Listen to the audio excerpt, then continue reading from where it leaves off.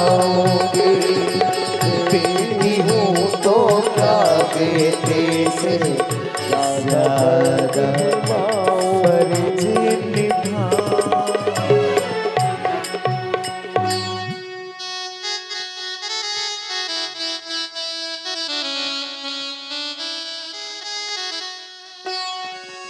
मत मारो मुझे कोख में मम्मी, इस धरती पर आने दो। मुझको मेरा हक दो पापा, कुछ करके दिखलाने दो।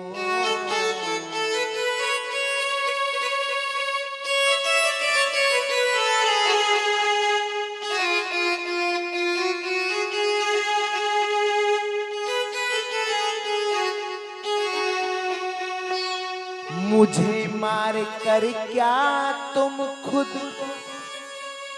माफ कभी कर पाओगे। बिन बेटी के बेटे वाला बहू कहाँ से लाओगे।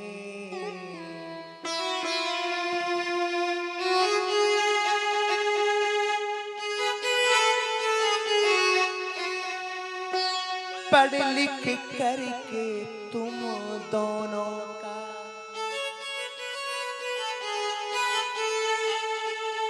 मैं सम्मान बढ़ाऊंगी। और बेटी हूं तो क्या बेटे से ज्यादा फर्ज निभाऊंगी।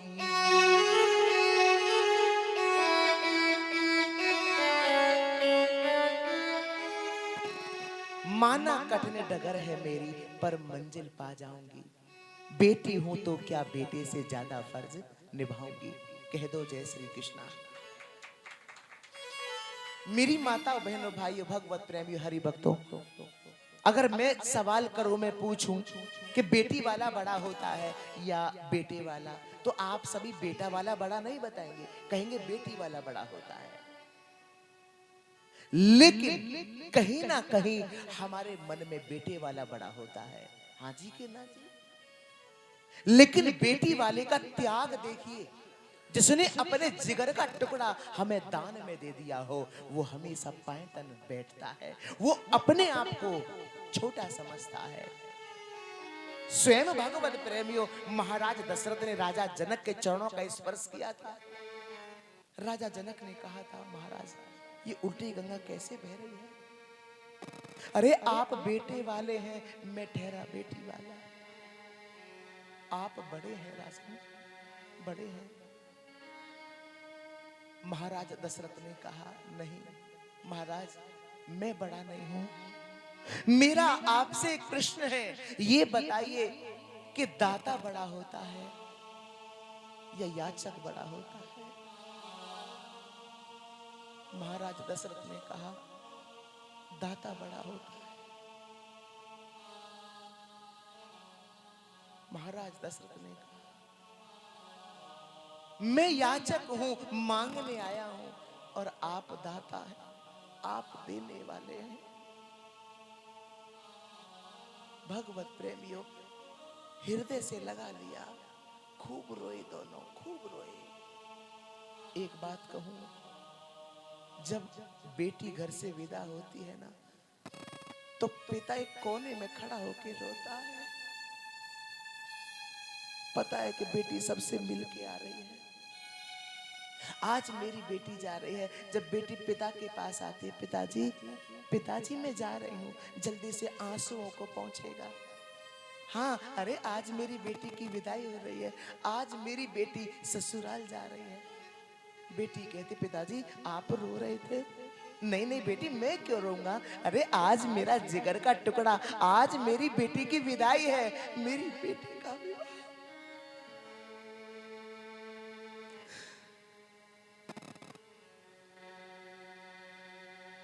नहीं पिताजी रो रहे थे।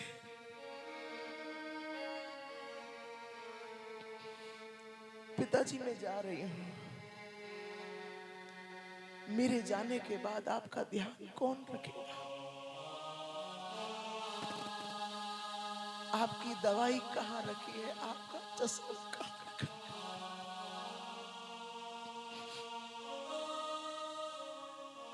वो पिता अपनी बेटी को हृदय से लगाता, खूब रोता है, खूब रोता है। जो जीवन में कभी ना रोया हो, उस दिन फूट फूट के रोता है। मैंने बेटी की विदाई का समय देखा है। कैसा समय होता है लोग।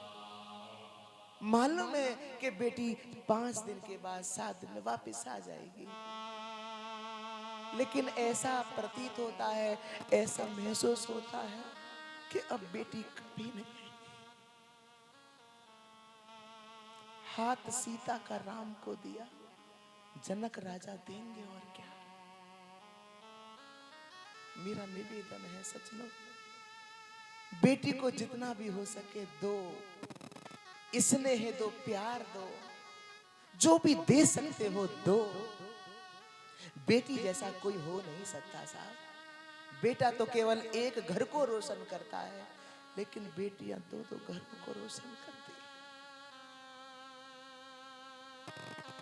इसलिए कभी हम पुत्र में पुत्री में भेद ना समझे। मेरी 11 वर्ष की एक बेटी, एक दिन मैं कथा में लेट हो गया घर पहुंचने में, तो बेटी का फोन आता है, पापा कब आओगे, आज बहुत लेट हो गए। मैंने कहा बेटा आप सभी भोजन ग्रहण करके आप लोग सो जाओ, मैं थोड़ा लेट हूं। तो बेटी कहती है नहीं पापा, जब तक आप नहीं आ जाएंगे मैं भोजन नहीं करूंगी। ऐसी होती है बेटियां। बेटियां साक्षात लक्ष्मी का दूसरा रूप है। बेटी पिता के घर को भी रोशन करती है, बेटी ससुराल को भी रोशन करती है। इसलिए मेरा निवेदन है, कभी भी पुत्र पुत्री में भेद मत समझना, कभी। आज भगवत प्रेमियों, समय व्यतीत होता है। आत्मदेव जी के मन में एक भाव जागृत हुआ कि अब हमारे घर में दो दो बालक हैं, दो दो पुत्र हैं, दो दो पुत्र हैं। भगवत प्रेमियों उधर बड़े प्रसन्न हैं। और इतना ही नहीं, आत्मदेव जी का मन है कि अब नामकरण होना चाहिए। तो उनका मन है कि मेरा जो पुत्र है, उनको तो यही पता है कि मेरी पत्नी ने इसी को जन्म दिया है। तो कहा कि देवी मेरा तो नाम है आत्मदेव और मैं अपने पुत्र का नाम रखूंगा परमात्मदेव। धुंधली ने कहा नहीं नहीं स्वामी वाह, 9 महीने रखा मैंने अपने गर्भ में, और नाम रखोगे आप अपने से जुड़ता हुआ। मेरा नाम है धुंधली और मैं अपने पुत्र का नाम रखूंगी धुंधकारी। आत्मदेव जी ने कहा ठीक है देवी, जैसी तुम्हारी इच्छा। तो उसका नाम धुंधकारी रख दिया बंधुओं। और जो गाय का बच्चा है, गाय के कान गाय के से होने के कारण उसका नाम गौकर्ण रखा गया। बोलो गौकर्ण महाराज की। गौकर्ण पंडितों ज्ञानी धुंधकारी महाकलहा।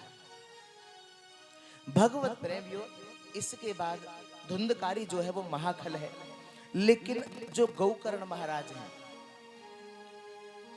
वे तो माँ के गर्भ से ज्ञान लेकर के आए हैं। अब एक दिन की बात, समय व्यतीत हुआ, दोनों बड़े होने लगे।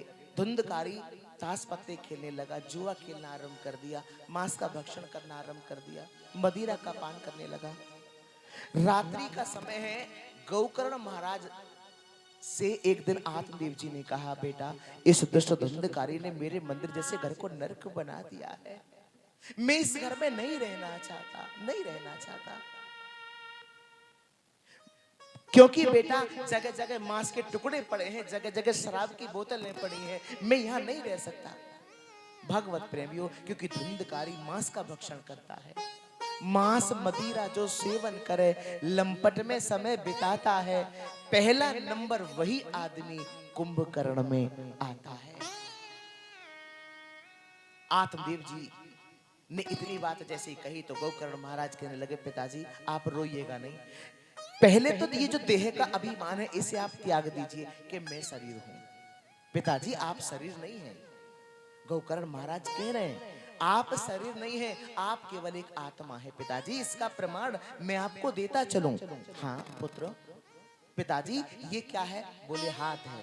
बोले आप बताइए। बोले हाँ ये मेरा हाथ है। तो आप कौन है? आप हाथ तो है नहीं। बोले बिल्कुल। ये क्या है? बोले कान है। आप कान भी नहीं है। ये क्या है? बोले ये मेरा पैर है। आप पैर तो नहीं है। नहीं। फिर आप कौन है? पिताजी आप केवल आत्मा हैं। कौन है? आत्मा है। और यदि बच्चे अपने हैं तो बच्चों ने आने से पहले कभी हमको सूचना दी कि माताजी हम आ रहे हैं या पिताजी हम आ रहे हैं? कभी आने से पहले सूचना दी? कभी नहीं दी। और पिताजी जो हमें छोड़ के चले गए, माताजी हो सकती है, पिताजी हो सकते हैं, दादाजी हो सकते हैं, दादी जी हो सकती हैं, जो हमें छोड़ के चले गए, कभी उन्होंने जाने के बाद हमारी खबर ली? कभी खबर नहीं ली। सोते वक्त हमारे ऊपर पंखा टूट के गिर जाए, छज्जा टूट के गिर पड़े, सोते वक्त आखिर हम कहां चले जाते हैं? इसलिए पिताजी ये आप भ्रांति मन से निकाल दीजिए। किस पुत्र के लिए रुदन कर रहे हैं आप अपने कल्याण के विषय में सोचिए। आप कहना मानिए, भजन करिए, सत्संग का आश्रय लीजिए, कल्याण सुनिश्चित है। बात हृदय में बैठ गई, घर से निकल गए और अंत में आत्मदेव जी को भगवान के धाम की प्राप्ति हो गई। बोलो बांके बिहारी लाल की। इसके बाद धुंधकारी तो है घर में, लेकिन गोकर्ण महाराज जो है वो भी तीर्थ यात्रा पर चले गए। भगवत प्रेमी धुंधकारी और उसकी मां धुंधली देवी घर में है। अर्धरात्रि में मस्तक पे काली पट्टी बांध करके धुंधकारी आता है और मां से कहा, मां मुझे धन दो। धुंधकारी ने इतनी बात कही तो धुंधली देवी ने कहा, बेटा तूने अपने पिता के सारे धन को जुए में बर्बाद कर दिया, बेटा अब कुछ भी शेष नहीं है। माँ ने जैसे धन देने से मना किया तो माँ का तिरस्कार किया गया, माँ का अपमान किया गया। हमेशा स्मरण रहे कि भगवत प्रेमी माता पिता हमारे भगवान हैं। कौन है? भगवान है। जिस दिन हमारी वजह से हमारी माँ के, हमारे पिता के, हमारी सासू माँ की, हमारी ससुर जी की आंखों में आंसू आ गए, उससे बड़ा अपराध जीवन में हम कभी नहीं कर सकते। कह दो जय श्री कृष्ण। कभी नहीं कर सकते। इसलिए मेरी माताओं बहनों भाइयों भगवत प्रेमियों हरि भक्तों जरा विचार करिए। यहां पर स्वयं सनंद कुमार कह रहे हैं, सनंद कुमार कह रहे हैं कि नारद इस बात को हृदय में गांठ बांध लो। नारद जी बड़े गदगद हो रहे हैं, बड़े प्रसन्न हो रहे हैं, हाथ जोड़ के बैठे हैं और कथा अमृत का पान करते जा रहे हैं। यहाँ पर सनंद कुमारों ने इसके बाद फिर कहा, भगवत प्रेमियों कि ये तो हुआ, इसके बाद में जो धुंधकारी है, भगवत प्रेमी माँ का तिरस्कार किया, माँ का अपमान किया, माँ से रहा नहीं गया, एक कुएं में कूद के अपने प्राणों को त्याज दिया धुंधली ने। अब धुंधकारी बचा, 5 वेश्याएं रखने लगा। राजा के यहाँ उसने चोरी की तो उन 5 वेश्याओं ने विचार किया कि इसने राजा के यहाँ चोरी की है, अगर ये पकड़ा गया तो पकड़े हम भी जाएंगे, इसको मार देना चाहिए। तो 5 ने मिलके रस्सी से धुंधकारी को बांध दिया और जलते हुए कोयले धुंधकारी के मुख में डाले और वहीं पर धुंधकारी ने अपने प्राणों को त्याज दिया और 5 की 5 सारे धन को लेके रवाना हो गए। अब सवाल खड़ा है, ये 5 वेश्याएं क्या हैं? 5 वेश्याएं क्या हैं? ये 5 विकार ही 5 वेश्याएं हैं। काम, क्रोध, मोह, लोभ और अहंकार। जैसे कि मैंने कल एक सवाल किया था कि क्या किसी पुरुष के 10 सिर हो सकते हैं? आपने कहा नहीं, और बात सही है। तो फिर रामचरितमानस में, रामायण में रावण के 10 सिर क्यों दिखाए जाते हैं भगवत प्रेमियों? परंतु इसका उत्तर नहीं दिया था, केवल प्रश्न किया गया था। कह दो जय श्री कृष्ण। भगवत प्रेमियों पहले ये समझ लें कि रावण आखिर है कौन? रावण इंसान नहीं है, अच्छा पहले एक बात बताइए कि हम प्रत्येक वर्ष रावण का पुतला जलाते हैं या नहीं? लेकिन एक बात बताओ, रावण मरा नहीं अभी तक है? जिन निकम्मो इतनो बलवान है गयो जो अभी तक नहीं मरो। 2024 में भी जलाया गया, पहले भी वर्षों में हर वर्ष जलाया गया है, 2025 में भी जलाया गया, 26 में भी जलाया जाएगा, 27 में भी जलाया जाएगा, 28 में भी जलाया जाएगा। ये बात समझ में नहीं आती कि रावण मरा क्यों नहीं, और इस बात की क्या गारंटी है कि हर वर्ष जलाने से मर ही जाएगा? क्यों भगवत प्रेमियों? और हम प्रत्येक वर्ष लाखों करोड़ों अरबों खरबों में आग लगा रहे हैं। ये कहां की बुद्धिमानी है, जरा विचार करिए। ये सबसे बड़ी भ्रांति है, ये सबसे बड़ी अज्ञानता है, क्योंकि रावण इंसान नहीं है। रावण किसी इंसान को नहीं कहते, रावण सबके अंदर बैठा है, और रावण विकार का नाम है। और रावण के 10 सिर इसलिए दिखाए जाते हैं क्योंकि 5 विकार नारी के हैं और 5 विकार पुरुष के हैं। टोटल 10 हो गए, इसीलिए रावण के 10 सिर दिखाए जाते हैं। कह दो जय श्री कृष्ण। 5 नारी के विकार हैं, वही काम, क्रोध, मोह, लोभ और अहंकार, और 5 ही विकार पुरुष के हैं। रावण इंसान नहीं है, रावण तो विकार है जो सबके अंदर विराजमान है। हमने उस रावण को कभी जलाया नहीं, हमने उस रावण का कभी दहन किया नहीं। ये पुतले जलाने से मिलेगा क्या? क्या मिलेगा? यहां बुद्धि और विवेक की आवश्यकता है। इसीलिए भगवत प्रेमियों, ये पांचों विषय 5 विकार हैं। तीर्थ यात्रा में ही गोकर्ण महाराज को धुंधकारी की मृत्यु का समाचार मिल गया था, और उन्होंने गया में जाके श्राद्ध भी किया, लेकिन धुंधकारी की मुक्ति नहीं हुई। धुंधकारी जैसे गोकर्ण महाराज जैसे वापस यात्रा से आए, रात्रि का समय है, उत्तम नगर में आए, आत्मदेव जी के घर में प्रवेश किया, आसन बिछाया, भजन करने को बैठे, तो भगवत प्रेमी तरह तरह की आवाजें होनी आरंभ हो गई। तरह तरह की आवाजें, कभी हाथी आ जावे, कभी चिड़िया आ जावे, कभी बिल्ली आ जाए। गोकर्ण महाराज बोले, तुम कौन हो, मुझे क्यों डराते हो? कमंडल से जल लेकर के जैसे छींटा तो एक छाया हाथ जोड़ के खड़ी हो गई। भैया मैं धुंधकारी हूँ। अरे तुम धुंधकारी? हाँ भैया। अरे तुम प्रेत बन के पड़े हो? हाँ भैया। अरे मैंने तो तुम्हारी मृत्यु का समाचार तीर्थ यात्रा में सुन लिया था, और गया में जाकर तुम्हारे नाम से श्राद्ध भी किया है, तुम्हारी मुक्ति नहीं हुई। तो धुंधकारी ने कहा, भैया मुझ पापी के लिए आप गया में जाके अगर 100 श्राद्ध भी करोगे तो भी मुझ पापी की मुक्ति होने वाली नहीं है। कोई उपाय करो भैया, कोई साधन करो, चिंता ना करो धुंधकारी, प्रातः काल होने दो, मैं कोई ना कोई उपाय अवश्य करूंगा। भगवत प्रेमियों, प्रातः काल हुआ, गोकर्ण महाराज विप्रों से मिले, ब्राह्मणों से मिले, और सभी से एक ही बात कहते हैं, ये बताओ कि जिसके नाम से गया में जाके 100 श्राद्ध भी किए हो, अगर उसकी मुक्ति ना हुई हो तो उसकी मुक्ति का उपाय क्या है? सबने मना कर दिया, क्षमा करना महाराज, हम आपके प्रश्न का जवाब नहीं दे सकते। अंत में गोकर्ण महाराज ने सूर्य भगवान के हाथ जोड़ के उनसे प्रश्न किया, क्योंकि गोकर्ण महाराज जो है ना भगवत प्रेमियों, वे सूर्य भगवान के उपासक हैं, पुजारी हैं, भक्त हैं। तो हाथ जोड़े और हाथ जोड़ के कहा, हे भुवन भास्कर, कृपा करके ये बताइए कि जिसके नाम से गया में जाके 100 श्राद्ध भी किए गए हों, अगर उसकी मुक्ति ना हुई हो तो उसकी मुक्ति का उपाय क्या है? तब सूर्य भगवान ने कहा, सुनिएगा आत्माओं, बंधुओं, सूर्य भगवान ने कहा कि श्रीमद् भागवतान मुक्ति ही सप्ताहम वाचनम कुरु, मतलब श्रीमद् भागवत कथा का वाचन करो अगर मुक्ति चाहते हो तो। ये बात किसने कही? सूर्य भगवान ने।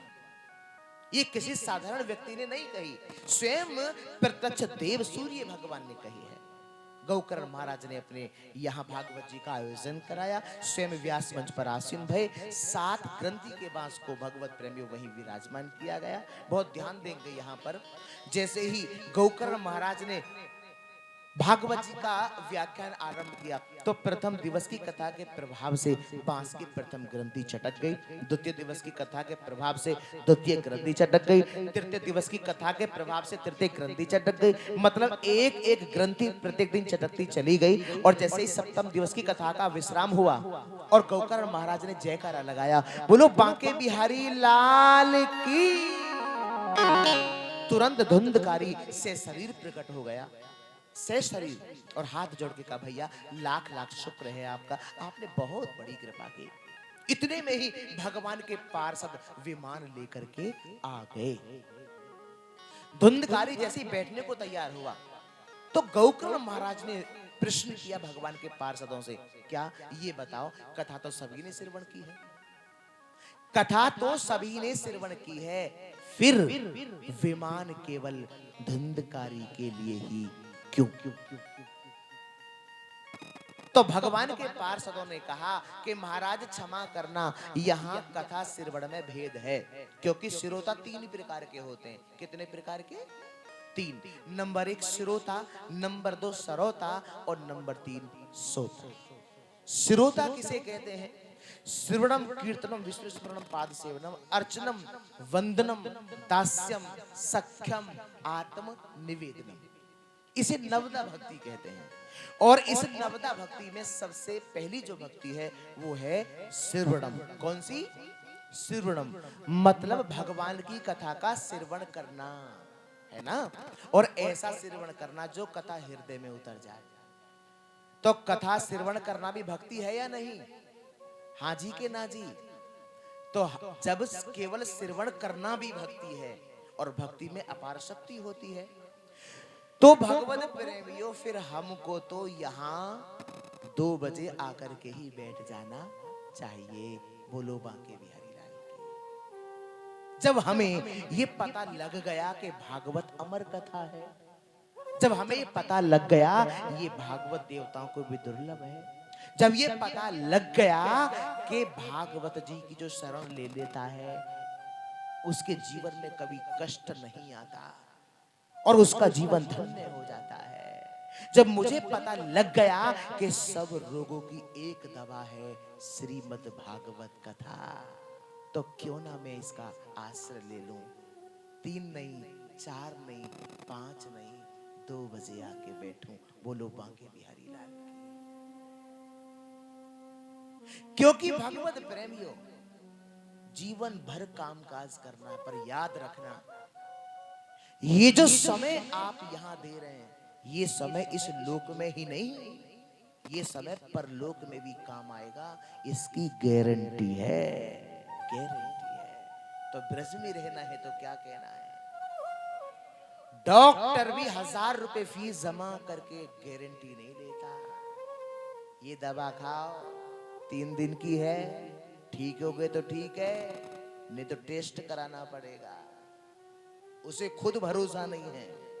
हाँ जी के ना जी? लेकिन ये व्यासपीठ गारंटी लेती है, भागवत जी गारंटी लेती है, मेरा ठाकुर गारंटी लेता है, गारंटी। गुरु श्याम सुंदर भगवान। इसके बाद आता है नंबर 2 पे सरोता। सरोता जानते हो, जो सुपारी काटता है। कुछ तर्क वितर्क करने वाले भी बेचारे होते हैं, है ना? लेकिन तीसरे नंबर वाले हैं सोता। ये तीसरे नंबर वाले जहां भी होते हैं ना, वहां बड़ी शांति होती है। हाँ, कई बार घर में बच्चे सोने नहीं देते, लेकिन कथा में घर पे आपको वो गोलियां खाने के बाद भी वो नींद नहीं आएगी जो कथा में आती है। हाँ, क्योंकि निद्रा देवी भी कथा श्रवण करने के लिए आती है। लेकिन मेरी माताओं, मेरी बहनों, भाइयों, ना तो भगवान सरोता को मिलते हैं, ना भगवान सोता को मिलते हैं, भगवान केवल श्रोता को मिलते हैं, केवल श्रोता को। इसलिए हमें श्रोता बनना है। तो यहां इसीलिए कहा कि कथा श्रवण में भेद है। इसके बाद नारद जी ने कहा, गुरुवर आपने बहुत बड़ी कृपा की, अब ये बताओ कि कथा श्रवण के नियम क्या हैं? बोले कथा श्रवण के नियम ये हैं कि कथा वक्ता और श्रोता को 7 दिन तक घी पी करके रहना चाहिए। नारायण नारायण नारायण, गुरुदेव घी पी के? हाँ, कैसी बातें कर रहे हैं? इन कलियुगी लोगों को घी पीने की आदत है ही कहां, और अगर पी भी ले तो गड़बड़ी है जा। सनत कुमारों ने कहा कि कथा वक्ता और श्रोता को 7 दिन फलाहार लेके रहना चाहिए। बोले नहीं गुरुवर, ये भी संभव नहीं है। बोले 1 वक्त भोजन करना चाहिए। बोले नहीं, जो 3-3 4-4 बार भोजन करते हैं वो 1 वक्त के भोजन से रह जाएंगे। इसके बाद सनत कुमारों ने बड़ी सुंदर बात कही कि भोजनम तु वरम मन्ये कथा श्रवण कारकम नोपवासो वरः प्रोक्ता कथा विघ्न करो यदि। बोले भले ही 5 बार भोजन करो किंतु इतना भोजन करो जो कथा श्रवण में नींद ना आवे, नींद ना आवे। और भागवत प्रेमियों, बड़े समझने की बात है, यहाँ पर एक प्रातः स्मरणीय डोगरी जी महाराज कथा जब श्रवण कराते थे तो भागवत प्रेमियों भी दलिया खा के कथा श्रवण कराते थे। दलिया अन्न होता है, हल्का होता है, तो ऐसा कोई नियम नहीं है आप फलाहार लेके कथा को श्रवण करें या घी पी करके श्रवण करें, नहीं। भोजनम तु वरम मन्ये कथा श्रवण कारकम नोपवासो वरः प्रोक्तः कथा विघ्न करो यदि। इतना भोजन करो जो कथा श्रवण में नींद ना आवे। क्योंकि 2 चीजें, 2 हमारे महाशत्रु हैं, एक तो आलस्य, दूसरा अलबेलापन। हमारा कोई और शत्रु नहीं है। ये जो आलस्य है, प्रमाद जो है, ये बहुत बड़ा शत्रु है। और अलबेलापन, अच्छा आलस्य तो आप समझ रहे होंगे, अलबेलापन किसे कहते हैं? अलबेलापन का मतलब क्या है? अलबेलापन का मतलब है बांकापन, छैलापन, बंठन के रहने की आदत। ये भी कहीं ना कहीं बाधक है, कह दो जय श्री कृष्णा। तो मेरी माता बहनों भाइयों भगवत प्रेमियों ऐसा कह रहे थे। वहां तो भक्ति देवी प्रकट हो गई, अहम कोदष्टामी, मैं कहां बैठूं? देवी तुम आ गई, हाँ तुम भक्तों के हृदय में वास करो। भक्तों के हृदय में भक्ति देवी विराजमान हो गई। भगवत प्रेमी, वहां बड़ा सुंदर कीर्तन होने लगा। प्रहलाद जी ताली बजाने लगे, उद्धव जी कांसा बजाने लगे और देवराज इंद्र मृदंग बजाते हैं। और जितने भी संत महापुरुष वहां पर विराजमान हैं, सभी नृत्य कर रहे हैं और कीर्तन गा रहे हैं। आइएगा हम भी गाते चले। और वृंदावन धाम अपारे जपे जा राधे राधे। वृंदावन धाम अपारे जपे जा राधे राधे। हाँ जपे जा राधे राधे, भजे जा राधे राधे। जपे जा राधे राधे, जपे जा राधे राधे। राधे अलबेली सरकारे जपे जा राधे राधे। राधे अलबेली सरकार जपे जा राधे। सभी दोनों हाथ ऊपर करेंगे। अगर नृत्य करने का मन हो तो मन को मत मारना, उठा लो दोनों हाथ ऊपर।